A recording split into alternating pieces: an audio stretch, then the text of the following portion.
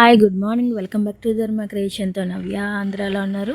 మీరైతే బాగుండాలని మనస్ఫూర్తి కోరుకుంటున్నాను. చూడండి, తెల్లారింటికి లగ్గాన చక్కగా పువ్వులతో చెట్టు నిండుగా ఉన్నని అందంగా ఇంకెవరు కొయ్యలేదు. అందు గురించి పొద్దున్న తొందరగా లెగిసిపోయి ఈ వీడియో షూట్ చేస్తున్నాను. పసుపు పూలు అయితే ఇంకేయలేదు, ఈవిడతాయి. ఇప్పుడు ఎంత బాగుందో,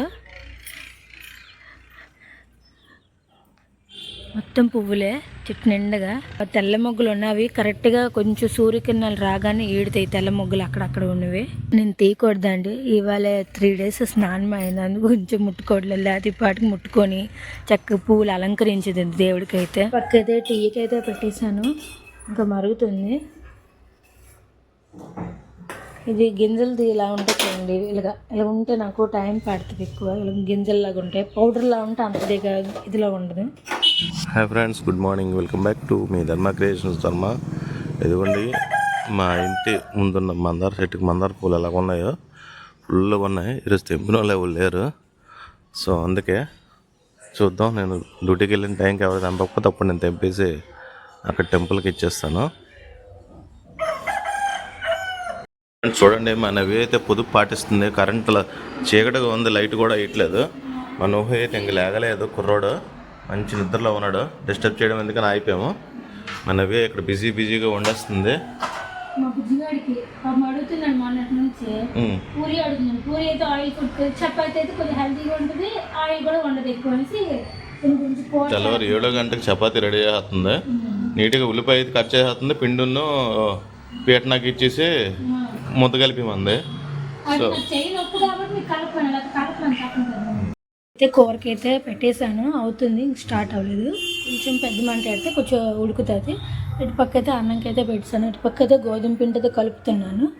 నీళ్ళన్నీ ఉప్పు అన్నీ పెట్టుకున్నది అయిపోయింది. పొయ్యి అయితే ఖాళీ అయిపోయి చపాతీ అయితే రెడీ చేస్తున్నాను. కూర అయితే అయిపోయింది, దించేసాను కూడా. ఇదిగోండి,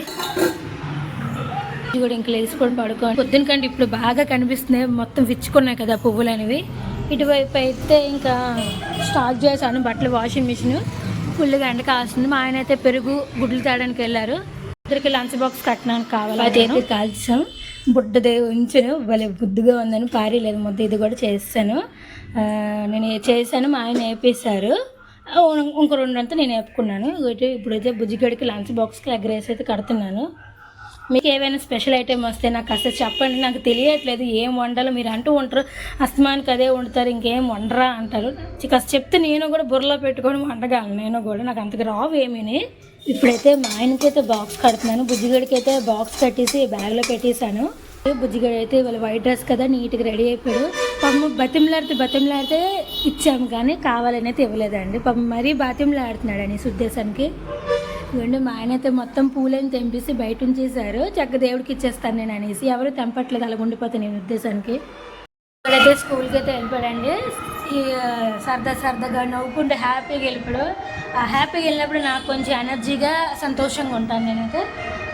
నాకైతే 2 ఉన్నాయి, 2 వచ్చారో చక్కగా గడుపు నిండా తిన్నారు, చాలా హ్యాపీ నాకైతే.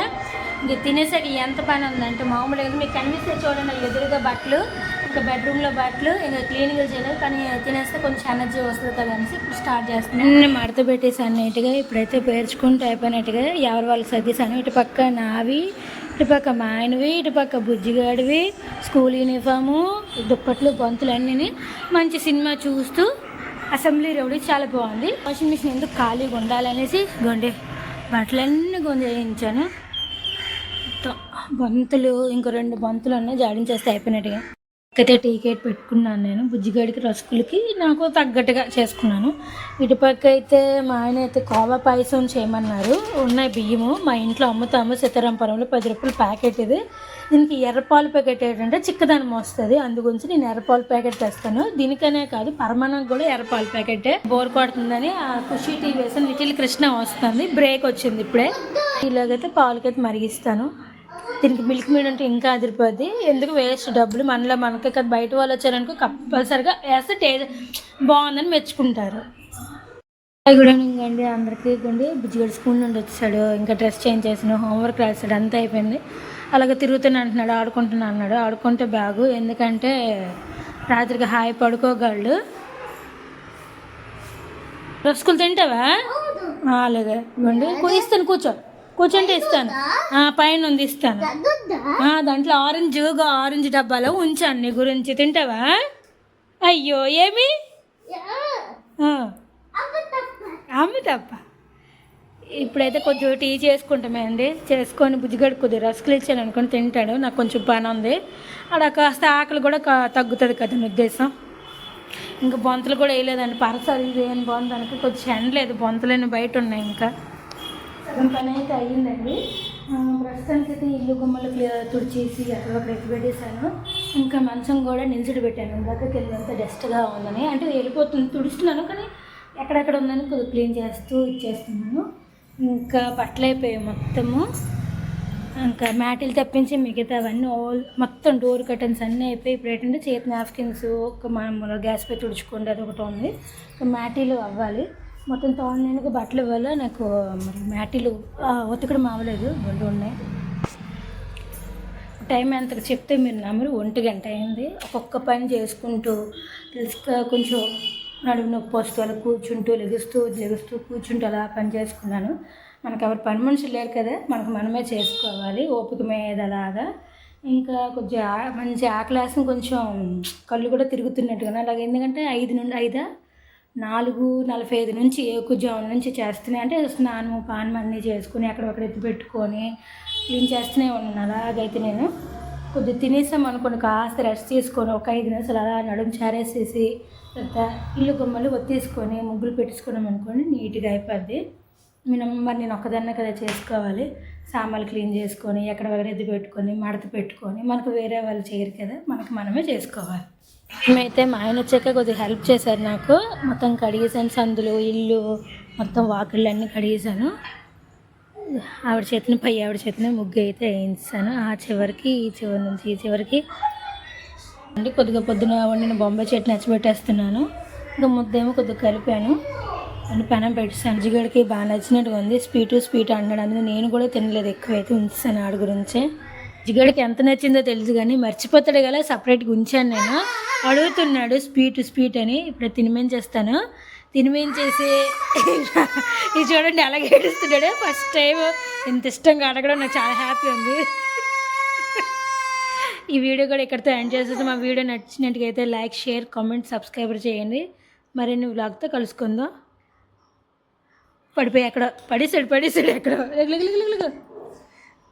Good evening. ఇదిగోండి ఇప్పుడే నేనైతే డ్యూటీ నుంచి వచ్చాను. 7 o'clock అయింది టైము. ఆ టైంకి వచ్చేసరికి ఇంతంతా గలవలు ఆడుతుంది. నోహి ఒక పక్కేమో సించాన్తో గెంతులు ఆడుతున్నాడు, మా నవ్య ఏమో గిన్నెలతో గెంతులు ఆడుతుంది.